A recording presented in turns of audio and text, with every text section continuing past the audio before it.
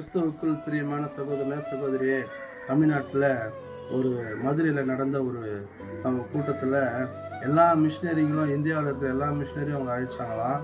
அது மாத்திரம் இல்லை, மிஷினரிக்கு உதவி செய்கிற போதகரை, அப்புறம் விசுவாசிகளை, யாரெல்லாம் மிஷினரிகளுக்கு உதவி செய்கிறாங்களோ, யாரெல்லாம் ஊழியத்து தாங்குறாங்களோ அவங்களெல்லாம் கூட்டி ஒரு ஒரு காலேஜில் கூட்டி சேர்த்து ஒரு 3 நாள் கூட்டம் வைக்கிறாங்க.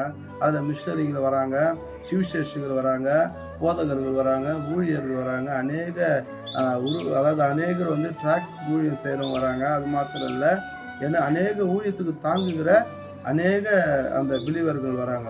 அப்படி வரும்போது எல்லாமே ஒவ்வொருத்தரும் நான் இந்த இடத்துல மிஷினரியாக இருக்கிறேன், நான் ஒவ்வொருத்தரும் இந்த இடத்துல நான் ஊழியம் செய்கிறேன், இந்த இடத்துல நான் டிராக்ஸ் கொடுக்குறேன், இந்த பகுதியில் ஆண்டவராக இயேசு கிறிஸ்துவை பற்றி அறிவிக்க எனக்கு ரொம்ப கஷ்டமாக இருக்குது அப்படின்னு சொல்லி ஒவ்வொருத்தரும் ஒரு விதமான கஷ்டங்களை அவங்க சொல்லிட்டு இருந்தாங்க.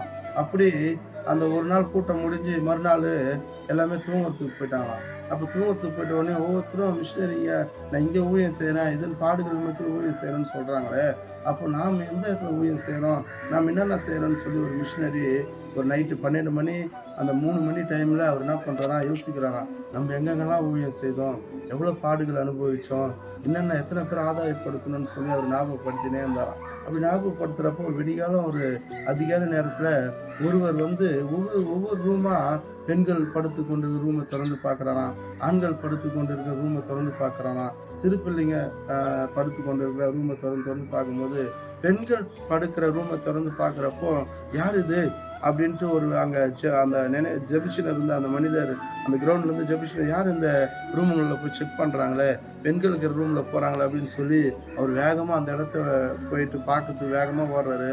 அப்படி போகிறப்போ அது ஆண்டவராக இயேசு கிறிஸ்துன்றது அறிந்து கொண்டாராம். அப்போ உடனே அங்கே முழங்கால் போடிட்டு, ஆண்டவரே என்ன ஆண்டவரே இந்த நேரத்தை இங்கே வந்திருக்கிறீங்க அப்படின்னு சொல்லி அவர் கேட்குறப்போ, அப்பா எல்லாமே மிஷினரிங்க, எல்லாமே ஊழியம் செய்கிறவங்க, எல்லாமே சுவிசேஷத்தை அறிவிக்கிறவங்க, எல்லாமே சர்ச்சு ஊழியம் செய்கிறவங்க, ஆனால் யாருமே திருப்பல் நின்று ஒருவரும் ஜெபிக்கலையப்பா.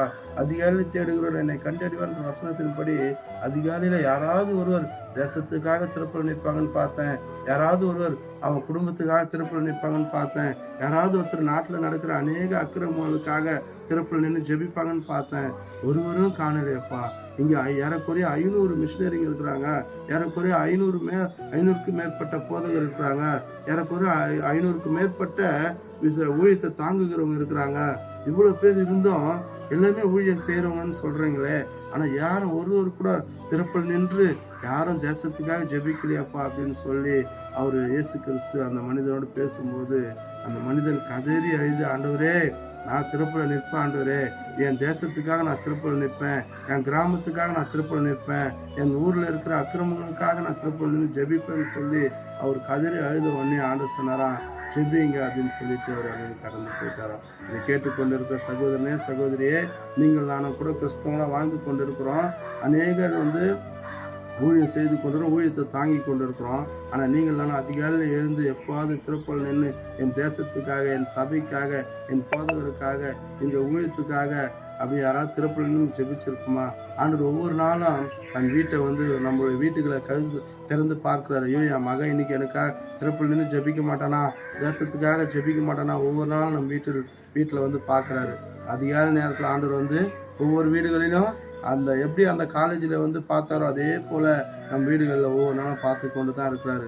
ஒவ்வொரு நாளும் அவர் வந்து பார்க்கும்போது நம்ம ஒரு ஏமாற்றத்தை தான் நம்ம ஆண்டவராக இயேசு கிறிஸ்து கொடுக்குறோம். அப்போ இன்றைக்கு ஆண்டவர் வரும்போது நான் அதிகாலையில் இருந்து ஜெபிப்பேன், அதிகாலையில் இருந்து தேசத்துக்காக திருப்பல் நிற்பேன்னு சொல்லி ஒரு தீர்மானம் எடுங்க. ஏன்னா ஆண்டவர் ஒவ்வொரு நாளும் அதிகாலை நேரத்தில் ஒவ்வொரு வீடுகளில் வந்து பார்த்து கொண்டு தான் இருக்கிறாரு. அப்போது நீங்கள் நானும் இந்த நாளில் வருகிற நாட்களில் நாம் எழுந்து ஜெபிப்போம். ஆண்டவராக இயேசு கிறிஸ்து அதை பார்த்து நம் ஜெபத்தை கேட்டு நம் தேசத்தை ஆசீர்வதிக்கிட்டோம். கர்த்தர் உங்களை என்னை ஆசீர்வதிப்பாராக. ஆமென். அல்லேலூயா.